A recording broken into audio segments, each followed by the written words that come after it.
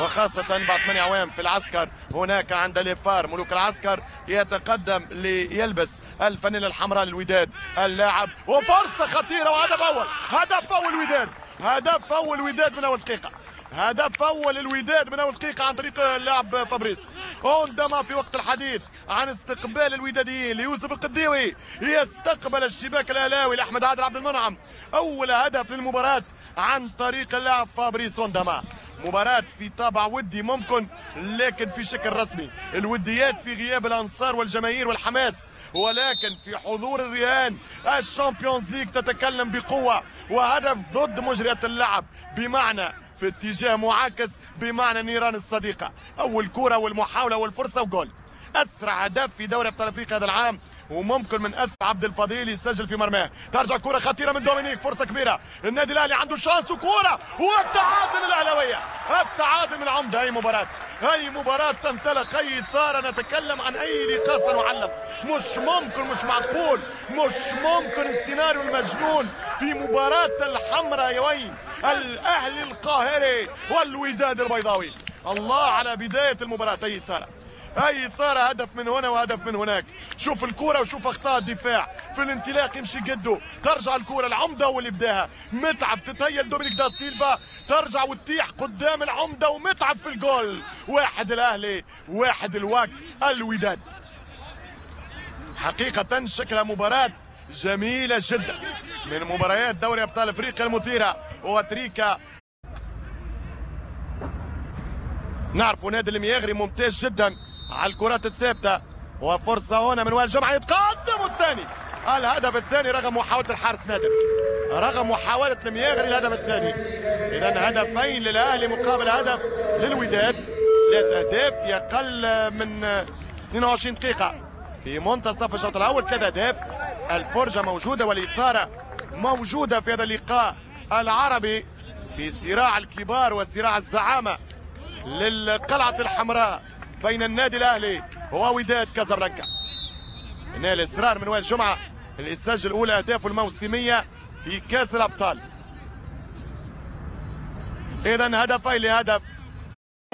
هدف التعادل من القناص محسن ياجور في وقت الحديث عن الفورمة ما زالت ما اكتملتش لرباع المجموعة. الحقيقة المولدية، الترجي، الوداد والاهلي ماشي هذا مستواهم اعلى بكثير. ومع تقدم المنافسه ستزداد قيمه الفرق الاربعه في الجروب. ولكن الان تعادل مهم لفريق ميشيل دو كاستيل. متابعه ممتازه وشغل كبير من الاسمر، شغل كبير من لاعب اونداما فابريس يعمل شغل كبير في وسط دفاع النادي الاهلي. يتعدى السيد، يعمل الكروس والاوفر وممتازه كما جات الجاز تكنيك، اللقطه الفنيه، التوازن بين الكرة والبدن نتاع ياجور والمحسن. يتعادل للوداد البيضاوي. 2 الواك 2 طريق فتحي. احمد فتحي يحل الكرة في الرواق اليسار للسيد معوض، يمشي السيد يعطي باس وكرة بخطا اخر من دفاع الوداد والصعبة ودومينيك دا سيلفا وفرصة والكرة والهدف الثالث. الهدف الثالث من دومينيك، الهدف الثالث من دا سيلفا. خطا فادح غير مقبول، غير مقبول. هذه الهفوات في دفاعات الفريقين. ومانويل جوزيه يتقدم من جديد. الوداد يقبل هدف ثالث. اهداف حقيقه غريبه وغريبه جدا. وفرحه الزملاء الاعلاميين بانتمائهم المصري وبتشجيعهم لممثلي مصر النادي الاهلي القاهري.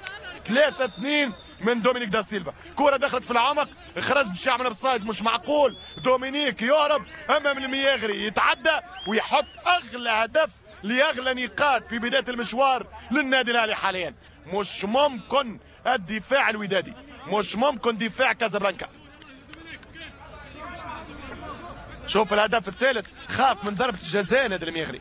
نادي المياغري نعرفوه اكثر جرينتا في مثل هذا الكونتاكت مع المهاجمين، لكن هو خاف من بينالتي.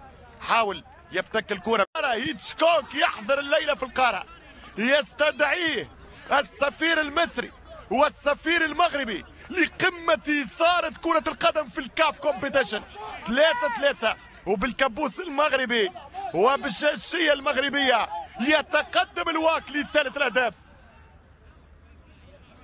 شوف الخطأ، تقريبا الهدف الثالث نتاع الأهلي. الهدف الثالث اللي سجله الاهلي هو الهدف الثالث، نسخه مطابقه للاصل اللي سجله الوداد. خطا في الوسط، خطا في عمق الدفاع، وشريف عبد الفضيل سجل هدف ضد مرماه ويرتكب خطأ حرمان الاهلي من نقاط الثلاث. حقيقة غير موفق اليوم عبد الفضيل، واخطاء بالجملة لدفاعات الفريقين.